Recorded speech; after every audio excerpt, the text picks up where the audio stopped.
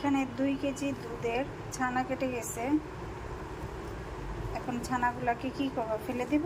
এগুলো এখন কাজে লাগায় ফেলবো। আর এটা দিয়ে আমি ছানা মিষ্টি বানাবো। আর ছানাগুলোকে আমি পানি ঝরিয়ে সুন্দরভাবে ঝরঝরা করে নিয়েছি। এই যে একদম পানি নেই, এই যে এরকম ঝরঝরা করে নিয়েছি, একদম মিহি করিনি। হ্যালো ভিউয়ার্স, আসসালামু আলাইকুম। কেমন আছেন আপনারা সবাই? আলহামদুলিল্লাহ আমি ভালো আছি। এখানে 1 টেবিল চামচ চিনি আর 1 টেবিল চামচ ময়দা আছে, এখানে মিশিয়ে দিব। আর এটা সুন্দরভাবে মিশাতে হবে। আটা না ময়দাগুলো যেন দলা পাকানো না থাকে, সুন্দরভাবে মিশাতে হবে এটা। এখানে 2 টেবিল চামচ দুধ আর 1 টেবিল চামচ চিনি দিয়েছি। চিনি দিয়ে পানি দিয়ে গুলিয়ে এখন চুলাটা জ্বালাই দিয়েছি। চুলাটা কিন্তু একদম নর্মাল আঁচে রাখতে হবে, বেশি জোরে আঁচ দেওয়া যাবে না, পুড়ে গেলে সমস্যা আছে। এখন আমি দুধ আর চিনিটা ভালোভাবে গুলাই নিব। আবার দুধগুলো যেন দলা পাকানো না থাকে, আমি এক হাতে ক্যামেরা ধরেছি, মোবাইল ধরেছি, আর এক হাতে রান্না করতেছি। ওই জন্য ওরা সম্পূর্ণটা আমি দেখাতে পারছি না। এখন আমি দুধ আর চিনিটা একদম নর্মাল আঁচ দিয়ে আগে গুলিয়ে নিব। এখানে যে চিমটির পরিমাণ এলাচের গুঁড়া দিছি, বেশি দিব না, বেশি ফ্লেভার ভালো লাগবে না, হালকা চিমটি পরিমাণ দিছি এখানে আমি এলাচের গুঁড়া।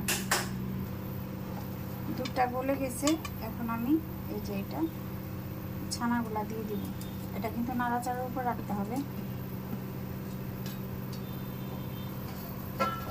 একদম পানির সাথে সুন্দরভাবে, মানে দুধের সাথে, লিকুইড দুধের সাথে এটা সুন্দরভাবে মেশাতে হবে।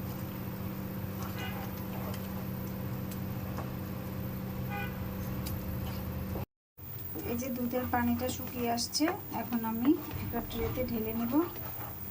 বোঝাই যায় যে গায়ে গায়ে থেকে ছুটে আসতেছে। এখন এটা যদি আমি ঢেলে দিই তাহলে এটা কিন্তু জমে যাবে, একদম গায়ে গায়ে থেকে ছুটে আসছে। এই যে এখানে ঢেলে দিলাম, এটা এখন ঠান্ডা হতে হতে জমে যাবে। এই যে এখানে একটা 4 কোণা শেপ দিয়ে দিলাম, এই যে দেখেন একটু ঠান্ডা হতে হতে কিন্তু জমে যাচ্ছে।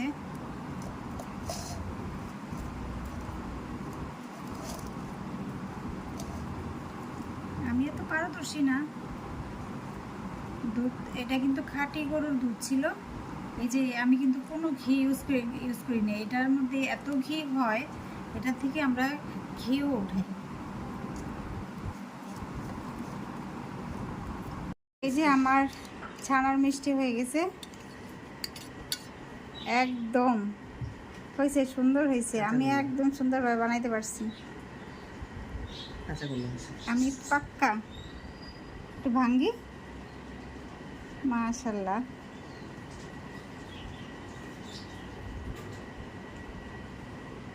কেমন হয়েছে কমেন্ট করে জানাবেন। আল্লাহ হাফেজ।